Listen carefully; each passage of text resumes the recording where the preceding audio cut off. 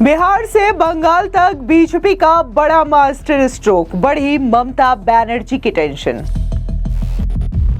BJP कार्यकारी अध्यक्ष बनते ही नितिन नवीन का बड़ा ऐलान, कहा हम बंगाल भी जीतेंगे।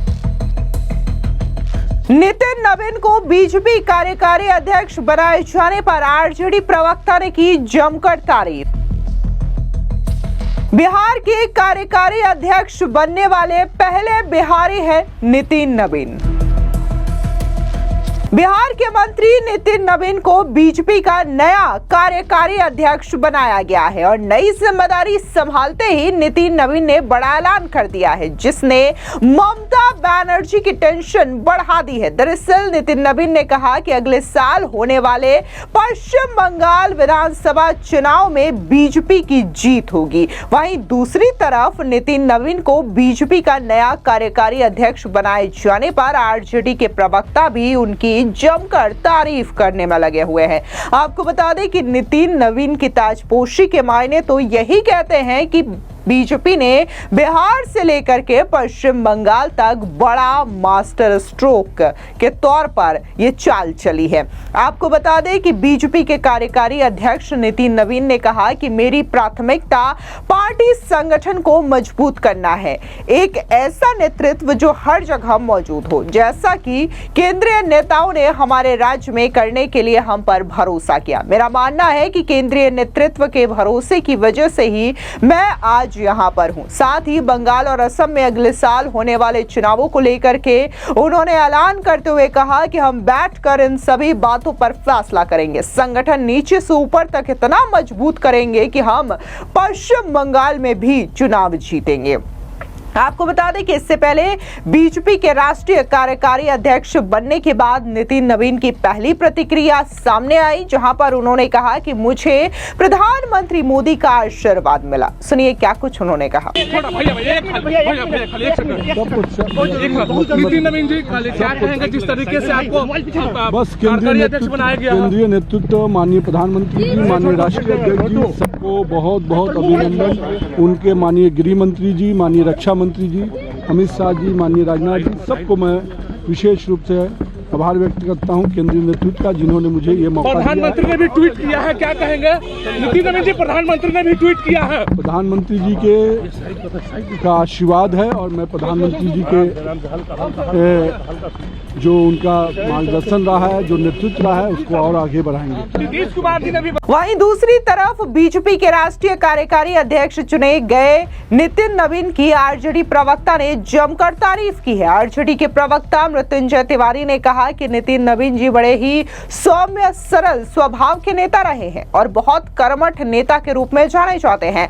हम उन्हें शुभकामनाएं देते हैं और मंगल कामना करते हैं। व्यक्तिगत रूप से नितिन नवीन जी का बीजेपी राष्ट्रीय कार्यकारी अध्यक्ष के लिए चयन होना हमारे लिए खुशी की बात है। तो वहीं बीजेपी के सांसद मनोज तिवारी की प्रतिक्रिया भी सामने आई। उनका कहना है कि युवा कार्यकारी अध्यक्ष बनाए जाने पर बहुत खुशी होगी और युवा जो है पार्टी में निरंतर आगे बढ़ रहे हैं। सुनिए क्या कुछ मनोज तिवारी ने कहा। नितिन नवीन जी को राष्ट्रीय कार्यकारी अध्यक्ष बनाया गया है।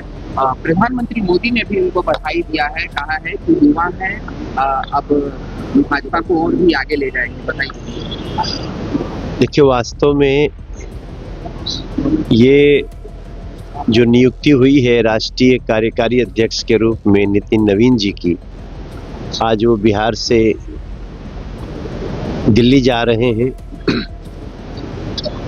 मैं समझता हूं युवाओं को बहुत बड़ा सम्मान दिया गया है इस निर्णय में। नितिन नवीन जी मात्र 45 साल के एक नेता हैं, एमएलए हैं, कई बार के मंत्री हैं, छत्तीसगढ़ के प्रभारी के रूप में भी उन्होंने भारी विजय दिलाई थी। तो उनका राष्ट्रीय अध्यक्ष अभी वो कार्यकारी हैं,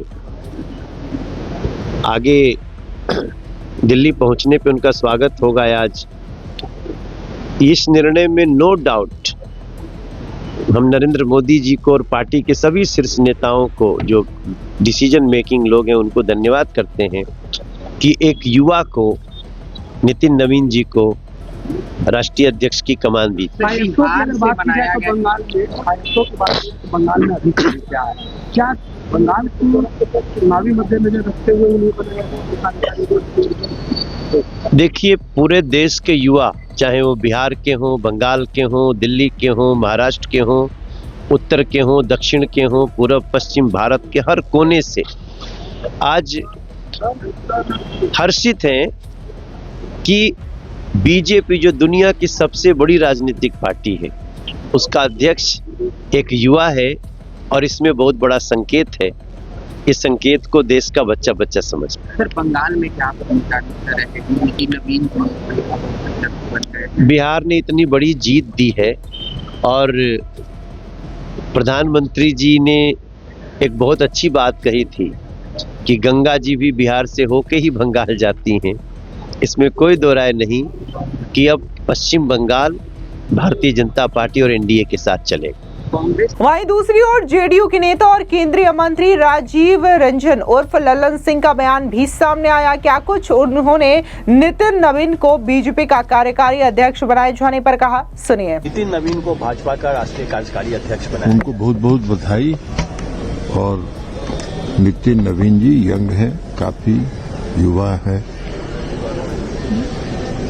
बहुत मेहनती हैं, गंभीरता के साथ बिना प्रचार के संगठन का काम करते हैं और इसलिए उनकी पहचान एक अच्छे संगठनकर्ता के रूप में हुई है। भारतीय जनता पार्टी ने उनको ये जिम्मेवारी दी है। हम आशा करते हैं कि वो अपनी जिम्मेवारी का निर्वहन जिस तरह आज तक अपनी जिम्मेवारी का निर्वहन करते आए हैं, उसी तरह भविष्य में भी भारतीय जनता पार्टी को और मजबूती प्रदान करने के लिए काम करेंगे। शुक्रिया सर। इसके अलावा बीजेपी के नेता संजय जायसवाल की प्रतिक्रिया भी आई। क्या कुछ उनका कहना है, सुनिए उनका ये बयान।